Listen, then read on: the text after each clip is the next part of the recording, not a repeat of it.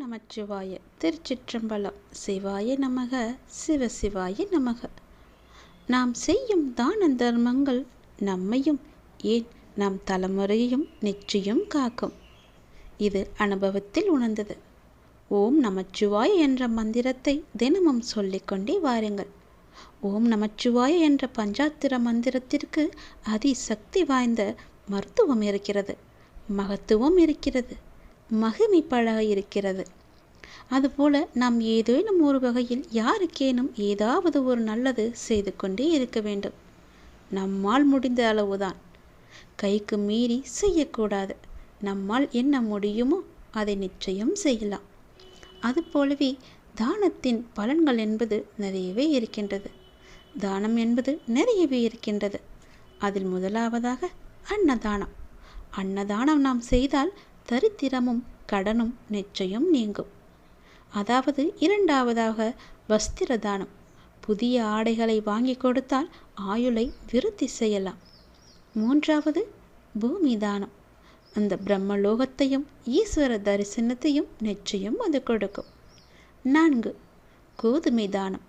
ரிஷிக்கடன், தேவக்கடன், பிதுர்க்கடன் ஆகியவற்றை அது அகற்றிவிடுமாம். 5வதாக தீபதானம்.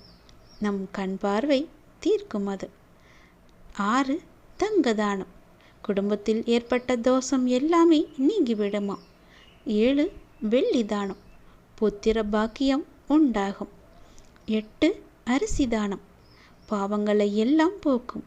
தெரிந்தோ தெரியாமலோ செய்த பாவங்கள் எல்லாவற்றையும் போக்க வேண்டுமென்றால் அரிசியை தானம் தாருங்கள். 9வது பால் தானம். துக்கம் நீங்கிவிடும். 10 பழங்கள் தானம். புத்தியும் சித்தியும் நமக்கு கிடைக்கும். நாம் செய்யும் இது போல தான தர்மங்களை எந்த ஒரு பாகுபாடுமின்றி, எந்த ஒரு ஆணவமுமின்றி, நாம் தான் பெரியவர் என்ற எண்ணமின்றி, சுயநலமின்றி கொடுக்க வேண்டும். அப்போதுதான் அதற்கான முழுமையான பலன் நமக்கு கிடைக்கும். அது ஏழை எளிய மக்களாக இருக்கட்டும், இறைவனுக்காக இருக்கட்டும், அபிஷேக பொருளாக இருக்கட்டும், எதற்கு நாம் வாங்கி கொடுத்தாலும் முழு மனதோடு நாம் வாங்கி கொடுக்க வேண்டும். அப்போதுதான் அதற்கான முழுமையான பலனை நம்மால் அடைய முடியும். தெரிந்தோ தெரியாமலோ ஏதேனும் ஒரு பாவம் செய்தாலோ அல்லது பெரிய ஆபத்தில் சிக்கிக்கொண்டாலோ நம்மை நிச்சயம் அந்த இறைவன் வந்து யாராவது ஒரு ரூபத்தில் நிச்சயம் காப்பார். இது உண்மை, இது சத்தியம், இது நிச்சயமாகவே நடந்தது.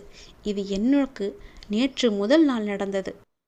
நாங்கள் ஏதோ ஒரு ஜென்மத்தில் செய்த புண்ணியம்தான் என் 2 பிள்ளைகளையும் காப்பாற்றி இருக்கிறது. சிவன் ரூபத்தில் வந்த ஒரு சிறுவன் என் 2 பிள்ளைகளையும் காப்பாற்றி இருக்கிறார். இது சிவன் மீது சத்தியம். இது உண்மையாக நடந்தது. இது எனக்கு சொல்ல சொல்ல அழுகைதான் வருகிறது. என்னோடு என் கடவுள் இருப்பதால் எதற்கும் பயப்பட வேண்டிய அவசியமில்லை. நம்மால் முடிந்த சிறு உதவியாவது நாம் மனமோ வந்து செய்ய வேண்டும். ஏதோ ஒரு விதத்தில் நிச்சயம் இறைவன் நம் கூட வந்து கொண்டே இருப்பார். நம்மை அறியாமலேயே அது நடந்து கொண்டே இருக்கும். இது சிவன் மீது சத்தியம். நான் சொல்வது அனைத்துமே உண்மை. எனக்காக, என் கூடவே, என் பிள்ளைகளுக்காக அவர் கூடவே சென்று கூடவே அழைத்து வந்த சிவனுக்கு, கடவுளுக்கு, நான் வணங்கும் தெய்வங்களுக்கு கோடான கோடி நன்றிகளை நான் தெரிவித்துக் கொள்கிறேன். என்ன சொல்வது என்றே தெரியவில்லை. நிச்சயம் சிவன் என் கூடவே இருக்கார். நல்லது நடக்கும். என் குழந்தைகளுக்கு துணையாக, என் கணவருக்கு துணையாக, என் குடும்பத்திற்கு உற்ற பாதுகாவலனாக இருக்கிறார்.